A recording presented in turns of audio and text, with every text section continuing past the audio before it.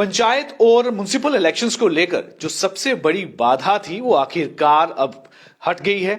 यानी कि OBC commission ने अपनी रिपोर्ट सरकार को सौंप दी है। देखिए, ओबीसी कमीशन को यह काम दिया गया था सरकार द्वारा कि वो ओबीसी समाज को म्युनिसिपल इलेक्शंस और पंचायत इलेक्शंस में उनको कितनी रिजर्वेशन दी जाए इस पंचायत में, ये वो डिसाइड करे। और इसके लिए उसने अपना काम भी किया, लेकिन एक डेडलाइन इसकी खत्म हो चुकी थी 31 दिसंबर 2024 की। लेकिन ये कमीशन तब तक अपनी रिपोर्ट को सबमिट नहीं कर पाया। लेकिन फिर से इसको एक्सटेंड किया गया और 28 फरवरी यानी आज तक का समय दिया था।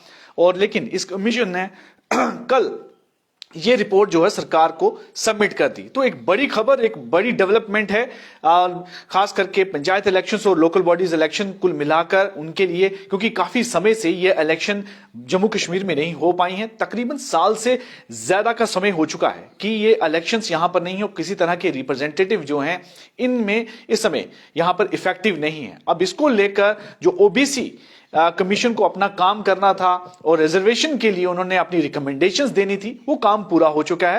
यानी बड़ी अड़चन जो थी वो फिलहाल अब हट गई है और अब आगे की इसमें प्रक्रिया शुरू होगी। जैसे मैंने आपको जानकारी भी दी थी कि इसको लेकर एक इनपुट भी आ रहा था स्टेट इलेक्शन कमीशन की तरफ से कि आने वाले अप्रैल और मई में ये इलेक्शन करवाए जा सकते हैं। उसकी तैयारियों के लिए फिलहाल जितने भी कंसर्न डिपार्टमेंट हैं उनको भी एक आदेश जारी कर दिए हैं कि आप तैयारी पूरी कीजिए, और जो उसके लिए इलेक्शंस के लिए जो कुछ परचेजेस हैं उसके लिए भी एक टाइम जो है वो डिसाइड कर लिया गया है। तो कुल मिलाकर एक बड़ी अच्छी खबर है आम जनता के लिए।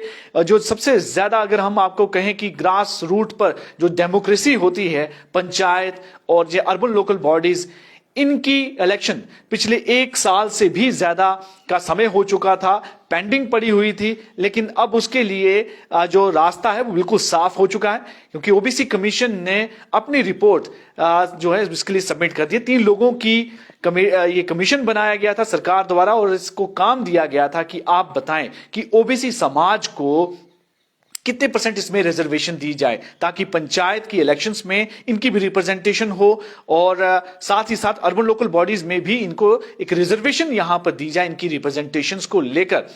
इस कमीशन रिपोर्ट में यह भी जानकारी निकल कर आ रही है कि बताया गया है कि इनको ओबीसी समाज को जो रिजर्वेशन है वो इनकी सोशल, पॉलिटिकल और इकोनॉमिक एस्पिरेशंस को ध्यान में रखकर ये सिफारिशें दी गई हैं, और वहीं पर इनकी पॉपुलेशंस के आधार पर इस रिजर्वेशन देने की उन्होंने सिफारिश की है। यानी जिस इलाके में जितनी पॉपुलेशन होगी उस हिसाब से वहां पर रिजर्वेशन दी जाएगी। ये जानकारी फिलहाल निकल कर आ रही है कि पॉपुलेशन के आधार पर यह रिजर्वेशन रहेगी। जिस तरह से SC ST को रिजर्वेशन दी जा रही है उनकी पॉपुलेशन के अकॉर्डिंगली, वैसे ही अब आरडीडी इसको आगे लेकर जो है वार्ड को रिजर्व करने का अपना काम करेगा कि कौन कौन सी वार्ड को रिजर्व किया जाएगा ओबीसी को लेकर। तो एक अगली एक्सरसाइज इसको लेकर उसकी शुरुआत हो चुकी है। और वहीं पर स्टेट इलेक्शन कमीशन ने भी जिस तरह से कहा है कि जल्द से जल्द इसको लेकर तैयारियां की जाएं,